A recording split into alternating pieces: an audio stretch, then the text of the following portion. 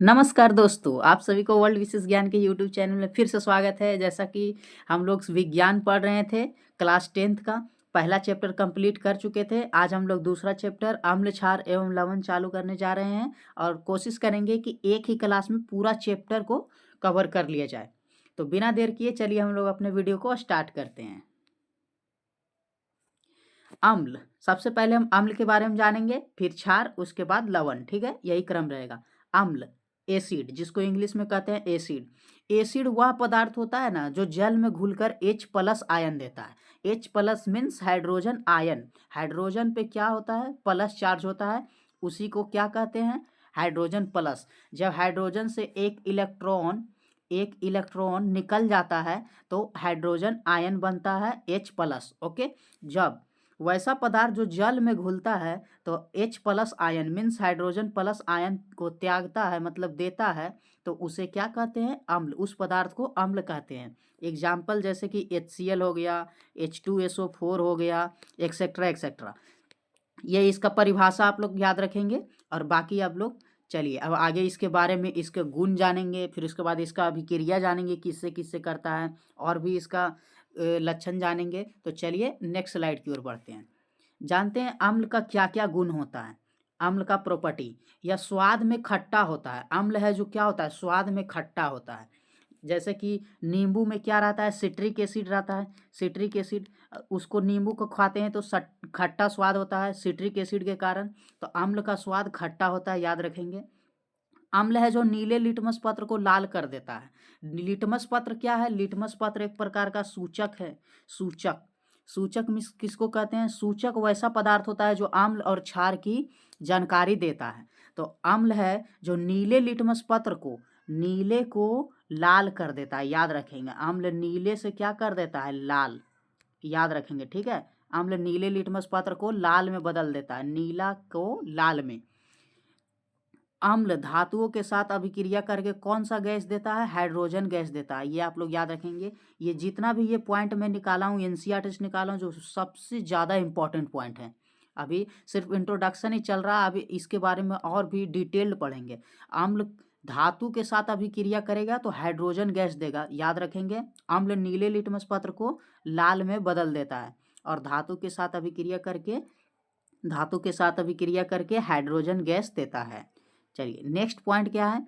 अम्ल जल में घुलने पर विद्युत का चालकता उत्पन्न करता है। जब हम एसिड को वाटर में मिलाएंगे, ठीक है, एसिड अगर वाटर से मिलेगा तो ये विद्युत का सुचालक हो जाएगा। मीन्स इससे इलेक्ट्रिसिटी कंडक्ट हो सकती है, इससे इलेक्ट्रॉन प्रवाहित हो सकती है, अर्थात विद्युत धारा प्रवाहित हो सकती है। क्यों?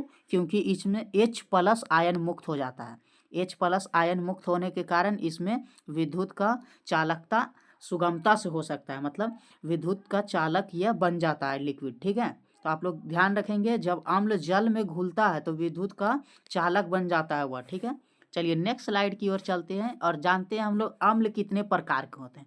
मुख्यतः अम्ल है जो 2 प्रकार का होता है। जो प्राकृतिक स्रोत से प्राप्त अम्ल, इसे कहते हैं प्राकृतिक अम्ल, और दूसरा जो सिंथेटिक अम्ल, जिसे कहते हैं खनिज अम्ल। प्राकृतिक स्रोत से प्राप्त अम्ल को क्या कहते हैं? प्राकृतिक अम्ल। और एक दूसरा होता है क्या? खनिज अम्ल, जिसे कहते हैं मिनरल एसिड। तो चलिए जानते हैं कौन कौन सा प्राकृतिक अम्ल होता है। परिभाषा बस सिंपल है, याद रखेंगे। वैसा अम्ल जो प्राकृतिक स्रोतों से प्राप्त होता है उसे प्राकृतिक अम्ल कहते हैं, और खनिज अम्ल वैसा अम्ल जो बनाया जाता है खनिजों की सहायता से, उसे खनिज अम्ल कहते हैं। तो चलिए कुछ बहुत ही ज़्यादा इंपॉर्टेंट, जो आपका ऑब्जेक्टिव पॉइंट ऑफ व्यू से बहुत ज़्यादा इंपॉर्टेंट है, तो चलिए देखते हैं क्या है। जैसे नींबू और संतरा में कौन सा एसिड होता है? सिट्रिक एसिड पाया जाता है। सिट्रिक, जिसे कहते हैं खट्टे फल में पाया जाता है। कौन सा? नींबू या संतरा खट्टे फल है और इसमें क्या पाया जाता है? सिट्रिक एसिड, याद रखेंगे। सिरका, जिसे कहते हैं इंग्लिश में विनेगर, विनेगर में क्या पाया जाता है? Acetic acid. एसिटिक एसिड किस में पाया जाता है? विनेगर में। दही, दही जो हम लोग डेली खाते हैं, जो दूध से बनता है, उसमें क्या पाया जाता है? Lactic acid. जितना भी दूध से बनने वाला रहेगा, दूध से पदार्थ बनने वाला, उसमें कौन सा एसिड रहता है? लैक्टिक एसिड रहता है, आप लोग याद रखेंगे। टमाटर में कौन सा एसिड होता है? ऑक्जेलिक एसिड होता है। ठीक है, टमाटर में ऑक्जेलिक। और चाय पत्ती में कौन सा एसिड रहता है? चाय पत्ती में टैनिक एसिड आता है, ठीक है, टैनिक एसिड। आप लोग एक आता और याद रखेंगे, सेब में कौन सा एसिड आता है, मैलिक एसिड, ओके, सेब में मैलिक एसिड पाया जाता है। एप्पल में कौन सा एसिड पाया जाता है, मैलिक एसिड, ओके, आप लोग ये भी याद रखेंगे। तो ये कुछ इम्पॉर्टेंट नेचुरल एसिड थे और वो कहाँ कहाँ पाया जाता है वो आपको याद रखना है। ये बहुत ही ज़्यादा ऑब्जेक्टिव पॉइंट ऑफ व्यू से बहुत ही ज़्यादा इंपॉर्टेंट है। अब हम लोग दूसरे अम्ल के प्रकार की ओर बढ़ते हैं, जो है खनिज अम्ल। खनिज अम्ल में 3 मोस्ट इंपॉर्टेंट एग्जाम्पल आप याद रखेंगे। HCl जिसे कहते हैं हाइड्रोक्लोरिक अम्ल, दूसरा सल्फ्यूरिक एसिड H2SO4 और तीसरा नाइट्रिक एसिड HNO3। ये तीनों प्रबल अम्ल की कैटेगरी में आता है, इसलिए आप लोग बिल्कुल याद रखेंगे। प्रबल अम्ल की कैटेगरी में आने के कारण यह आसानी से और बहुत ज़्यादा मात्रा में H+ आयन त्यागता है, ठीक है। प्रबल अम्ल किसे कहते हैं, जो आसानी से और अधिक मात्रा में H+ आयन त्यागता है, उसे क्या कहते हैं, प्रबल अम्ल। हाइड्रोक्लोरिक अम्ल, सल्फ्यूरिक अम्ल और नाइट्रिक अम्ल, ये सब प्रबल अम्ल की श्रेणी में आता है। तो आप लोग प्राकृतिक अम्ल और खनिज अम्ल समझ गए होंगे। तो चलिए नेक्स्ट स्लाइड की ओर बढ़ते हैं। नेक्स्ट हम आपको बताएंगे कि कौन सा प्रबल अम्ल है और कौन सा दुर्बल अम्ल है। अम्ल क्षार होता क्या है, उसको कैसे पता चलता है। जैसे कि लंबाई को मापते हैं मीटर में, द्रव्यमान को मापते हैं केजी में, समय को मापते हैं सेकेंड में। तो उसी प्रकार या अम्लता या क्षारता को मापने के लिए कोई इकाई तो होनी चाहिए। तो उसी का खोज किए हैं किसने, सोरेनसन नामक वैज्ञानिक ने पीएच स्केल का खोज किया, ठीक है, जिसमें 0 से लेकर के 14 तक अंक उपस्थित रहता है। 0 से लेकर के 14 तक इसमें रहेगा और इसका कलर लाल से लेकर के बैगनी तक जाता है, और 0 से 14 तक इसमें रंग उपस्थित रहता है, ठीक है।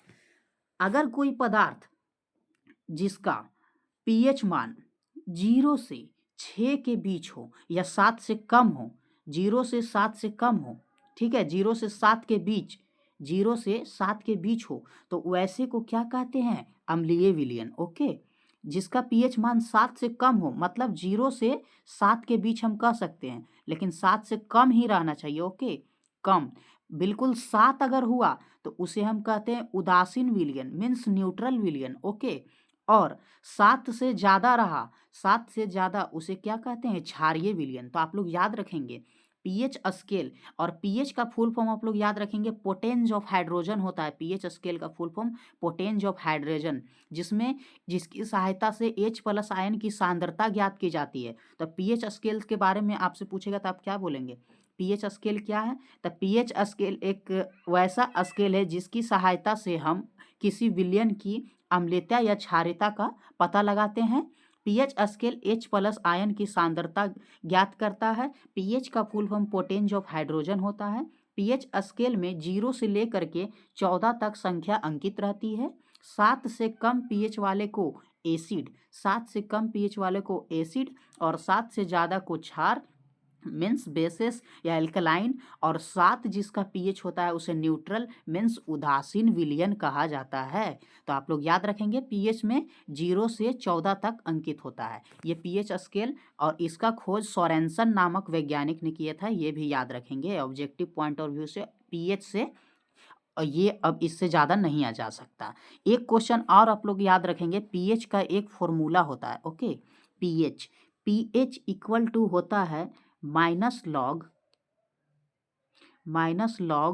H+ ion, okay, minus log H+ ion होता है, ये आप लोग याद रखेंगे। पीएच स्केल का सूत्र क्या होता है, माइनस लॉग LOG और H+ आयन की सांद्रता, ओके। ये आपको ये आपको सूत्र याद रखना है, माइनस लॉग H+ आयन, ठीक है, क्योंकि यह ऑब्जेक्टिव में पूछ सकता है। बाकी आप हायर क्लास में जाएंगे तो इससे ऊपर पढ़ेंगे इसके बारे में। चलिए नेक्स्ट अब हम लोग देखते हैं। जैसे देखिए, अगर 0 से 14 तक रहता है पीएच स्केल में, जैसे जैसे संख्या बढ़ेगी तो क्षारीयता का मान बढ़ेगा, ठीक है। संख्या बढ़ेगी तो क्षारीयता बढ़ेगा, और संख्या का मान घटेगी तो अम्लता बढ़ेगी, ठीक है। अगर मान लीजिए आपसे पूछा जाए कि 2 पीएच अगर दिया हो, अगर पीएच है 2 और एक पीएच हो 3, तो पूछा जाए दोनों में से किस पदार्थ की अम्लीयता अधिक है, कौन ज़्यादा अम्लीय पदार्थ है, तो आप बोलेंगे 2 pH वाले पदार्थ की अम्लीयता 3 pH वाले पदार्थ की अम्लीयता से अधिक होती है। बस इसके उल्टा अगर वही 2 पदार्थ दिया जाए और पूछे कि किसकी क्षारीयता अधिक है, बाय द वे एक एग्जाम्पल देता हूँ दूसरा, ठीक है। अगर जैसे कि पहला कोई पदार्थ है जिसका pH 8 है और दूसरा कोई पदार्थ है जिसका pH 10 है, और आपसे पूछा जाए कि इन दोनों में से किसकी क्षारीयता अधिक है, तो जिसकी संख्या अधिक होगी उसकी क्षारीयता अधिक होगी। तो 10 pH की क्षारीयता अधिक होगी और 8 pH की क्षारीयता कम होगी। तो आप लोग याद रखेंगे, संख्या के मान pH के मान बढ़ने से क्षारीयता बढ़ती है, जबकि pH के मान घटने से अम्लीयता बढ़ती है। ओके, ये बहुत ही ज़्यादा इंपॉर्टेंट, मैंने आपको ये लाइन आप लोग ध्यान रखेंगे। अगर pH मान बढ़ेगा, pH संख्या बढ़ेगी तो क्षारीयता बढ़ेगी, और pH संख्या घटेगी तो अम्लीयता बढ़ेगी। और इसका उल्टा भी बोल सकते हैं, अगर pH बढ़ा तो अम्लीयता घटेगी और pH घटा तो क्षारीयता क्या होगी, घटेगी।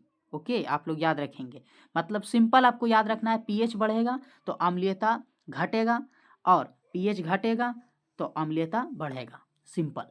ओके, नेक्स्ट आप लोग ये ध्यान रखेंगे अवश्य ही कि 7 से कम वाले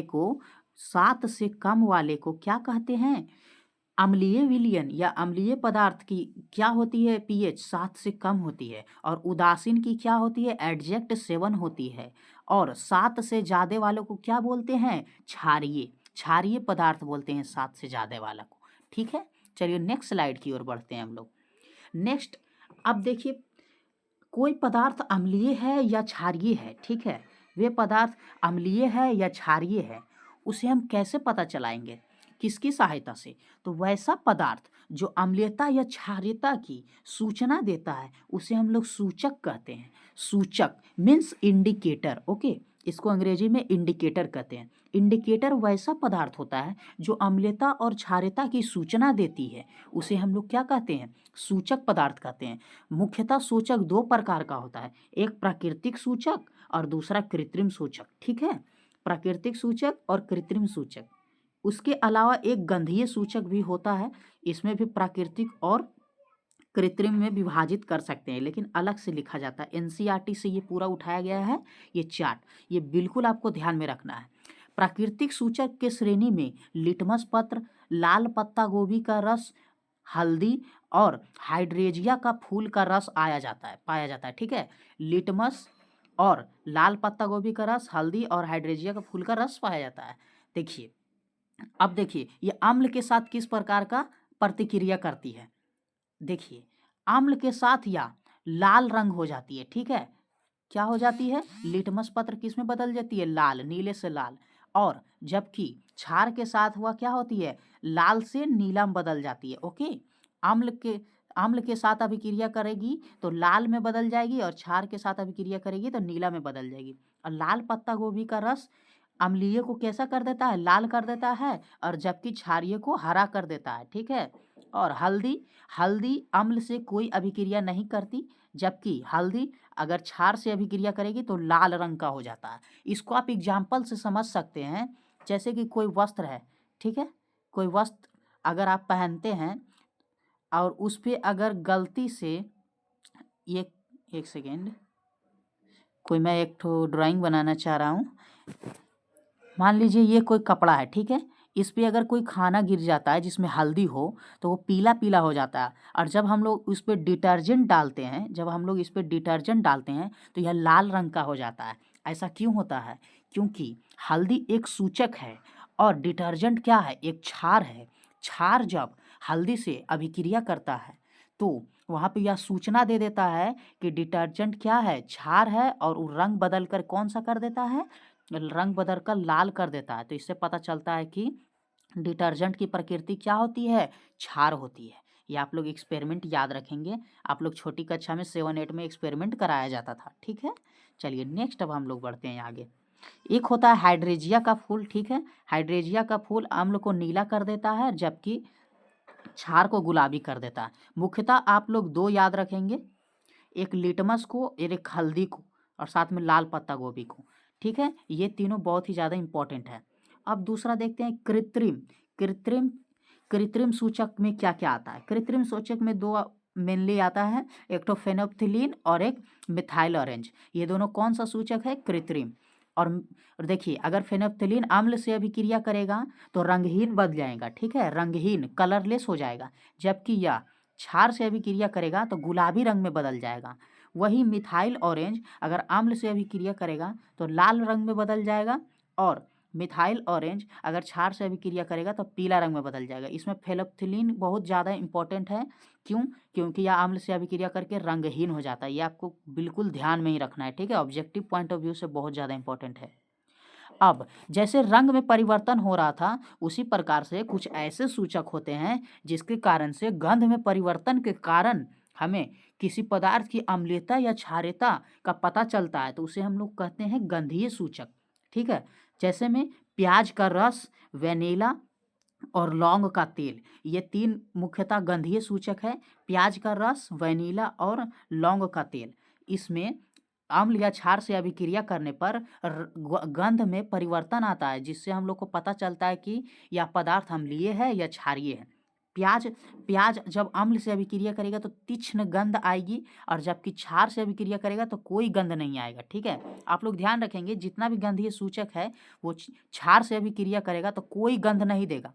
क्षार से अभिक्रिया करेगा तो कोई गंध नहीं देगा। जबकि वेनेला जब अम्ल से अभिक्रिया करेगा तो समान गंधी रहती है, कोई परिवर्तन नहीं होती है। ठीक है, और लौंग का तेल भी जब अभिक्रिया करता है अम्ल से तो समान ही रहती है। मेनली आपको प्याज का याद रखना है कि तीक्ष्ण गंध होता है अम्ल के साथ, और क्षार के साथ कोई गंध नहीं होता। इस प्रकार से सूचक आपको पता चल गया होगा। इंडिकेटर या दो प्रकार का मुख्यतः होता है, प्राकृतिक और कृत्रिम, और उसमें एक होता है गंधीय सूचक भी, जिससे गंध के द्वारा अम्लता या क्षारीयता का पता चलता है। तो ये सूचक होता है। आशा करते हैं आपको समझ में आ रहा होगा।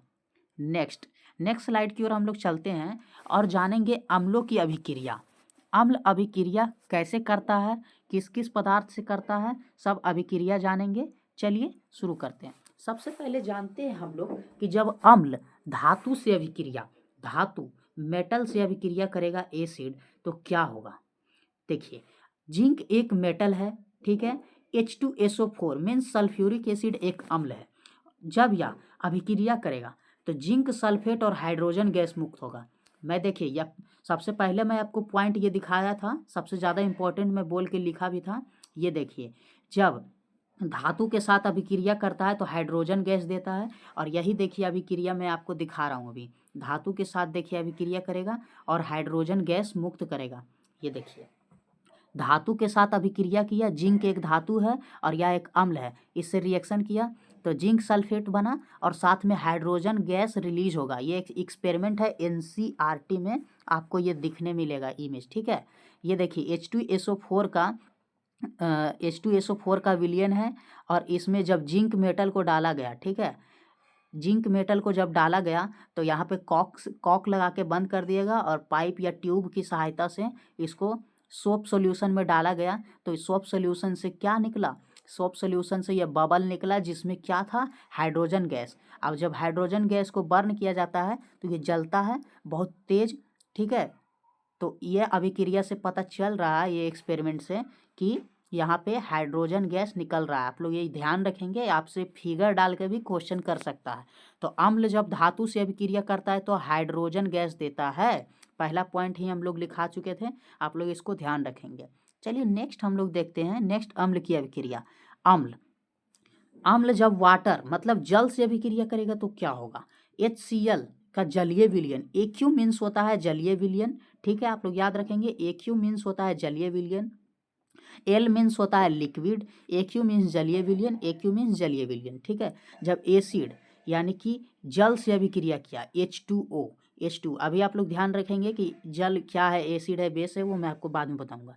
जब एसिड जल से अभिक्रिया करा तो हाइड्रोनियम आयन बनता है, H+ आयन बनता है, जो मिलकर H3O+ आयन बन जाता है। ठीक है, H+ OH- आयन में बदल जाता है और Cl क्लोरीन आवेश Cl- मतलब क्लोरीन पे एक चार्ज होता है, ये निष्कासित होता है और ये दोनों मिलके हाइड्रोनियम आयन जिसको H3O+ बोलते हैं ये बनाता है और क्लोरीन गैस मुक्त होता है। ठीक है, तो आप लोग ध्यान रखेंगे जब एसिड को जल से अभिक्रिया करते हैं तो H3O+ आयन बनता है और साथ में Cl- आयन भी बनता है। ठीक है, तो चलिए नेक्स्ट स्लाइड की ओर चलते हैं हम लोग। Next, reaction of metal carbonate with acid. Metal carbonate, धातु के कार्बोनेट। कार्बोनेट मीन्स क्या होता है, आप लोग बस ध्यान रखेंगे कि CO3, अगर कोई मेटल के साथ CO3 जुट गया तो उसे क्या कहते हैं, मेटल कार्बोनेट कहते हैं। मेटल के साथ जब CO3 कार्बोनेट जुट जाता है तो उसे क्या कहते हैं, मेटल कार्बोनेट कहते हैं। तो चलिए देखते हैं मेटल कार्बोनेट का एसिड के साथ क्या रिएक्शन होता है। ये देखिए सोडियम मेटल का कार्बोनेट है Na2CO3 जो सॉलिड स्टेट में है, S मिस होता है सॉलिड, और HCl जो जलीय विलयन के रूप में है, एक्वस सॉल्यूशन है तो वह NaCl और CO2 और H2O मीन्स वाटर देता है। नमक बनेगा और क्या बनेगा, कार्बन डाइऑक्साइड बनेगा और जल बनेगा। देखिए धातु के कार्बोनेट जब अम्ल से अभिक्रिया करता है तो लवण मीन्स क्या होता है, सॉल्ट बनेगा, कार्बन डाइऑक्साइड बनेगा। ये गलती लिखा चुका है, इस पर आप ध्यान नहीं देंगे।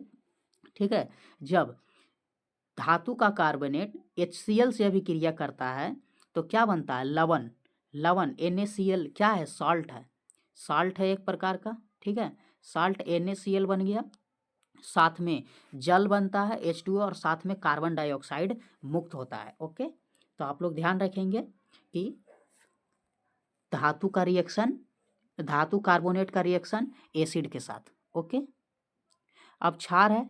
वीडियो काफ़ी लंबा हो चुका है तो बाकी सब नेक्स्ट क्लास में करेंगे, नेक्स्ट क्लास में। और शानदार PPT बनाया गया है, NCERT से पूरा कंटेंट एकदम लिया गया है, बिल्कुल एकदम। अगर आप लोग ये पढ़ लेंगे तो दोबारा NCERT पढ़ने का ज़रूरत नहीं रहेगा। देख लीजिए किस प्रकार से स्लाइड बनाया गया है, हर एक स्लाइड बनाने में बहुत मेहनत लगता है। तो प्लीज़ चैनल को सब्सक्राइब करें और अपने दोस्तों को ज़रूर शेयर करें ताकि आपका तैयारी अच्छे से हो सके। Thanks for watching, good bye.